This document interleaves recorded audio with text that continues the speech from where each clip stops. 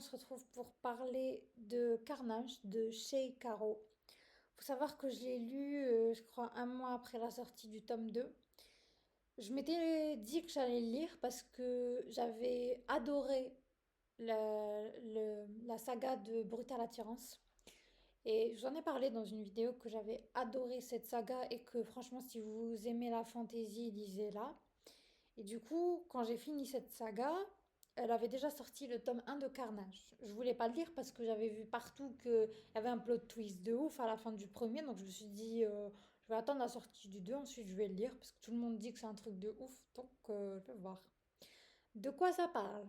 On a Erin Carter, je crois, qui est une milliardaire, une influenceuse, quelqu'un qui a du pouvoir, qui a de l'argent, qui vient d'une famille vraiment fortunée, c'est pas n'importe qui.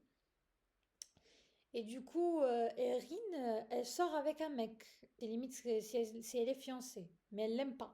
En fait, c'est ses parents qui l'ont forcée à être avec ce mec parce que c'est bon pour leurs affaires. Oui, on est dans un truc, franchement, les parents, c'est pas la joie. Et du coup, son mec, là, il aime bien la partager avec ses copains, dans des situations intimes. Je parle bien, hein. Parce que oui, pour les paparazzis, pardon, pour la presse, scandale et tout, c'est le couple parfait et tout. Mais en privé, le mec, il n'y a pas de souci, je te partage avec mes potes. Sauf que elle n'a jamais été consentante pour ça. Et que quand elle a dit à ses parents, ils lui ont dit, ok, c'est normal, tu restes avec lui parce que c'est bon pour nos intérêts. Donc en gros, ses deux parents ne voient aucune objection au VIOL de leur fille par, je crois, plus de 5 mecs. Déjà là, moi, j'étais dégoûtée. Alors on a cette pauvre fille qui est dans une situation psychologique désastreuse parce qu'elle subit de ses parents, plus qu'elle subit de son fiancé, là, plus les VOL.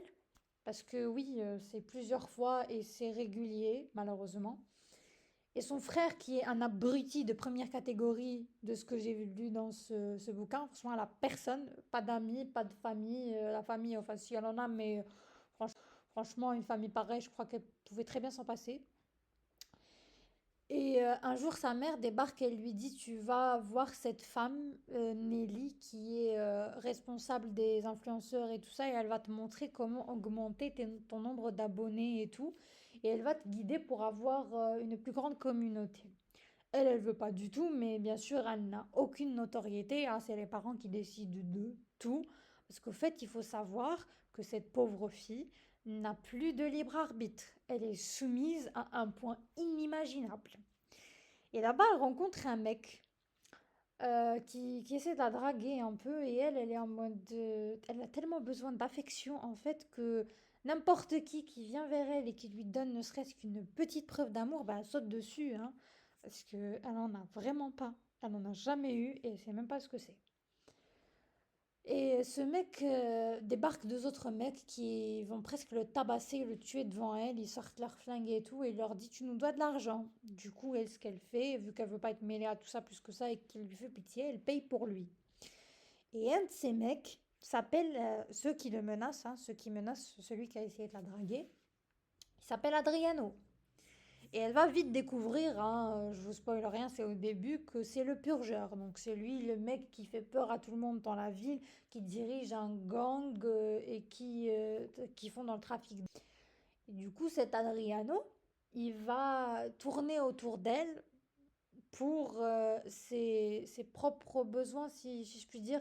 Il va la prendre comme nourrice. Et du coup, elle va cacher ses armes et sa bœuf, si on peut appeler ça comme ça, ses substances.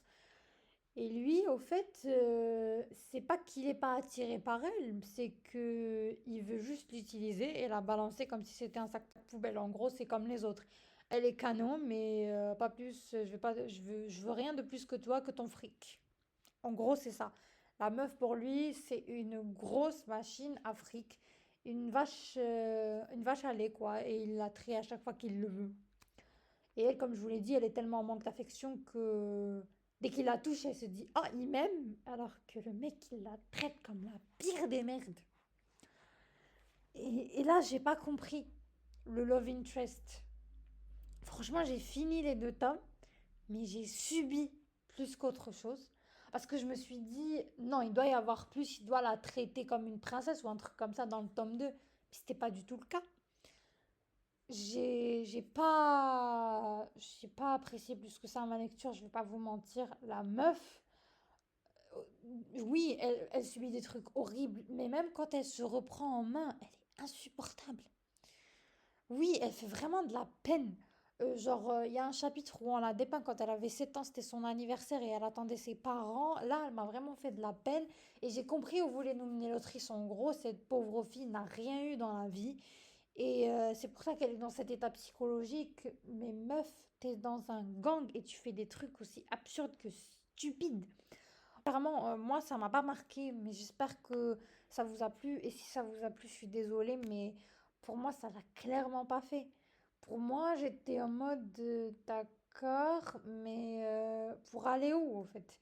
Et à la fin du tome 2, ouais, pourquoi pas, mais je vous avoue que ça m'a pas plu plus que ça.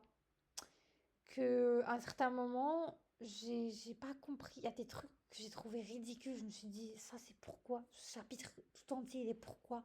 J'ai j'ai pas aimé.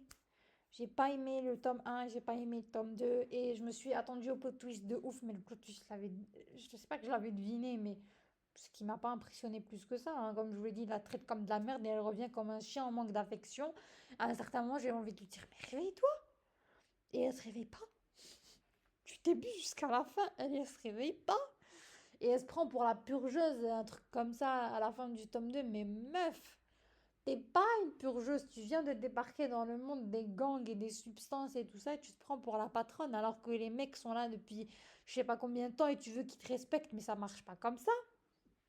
Bref, je suis désolée, mais pour moi, ça a été un flop. Je suis désolée. Si vous l'avez aimé, je suis contente pour vous.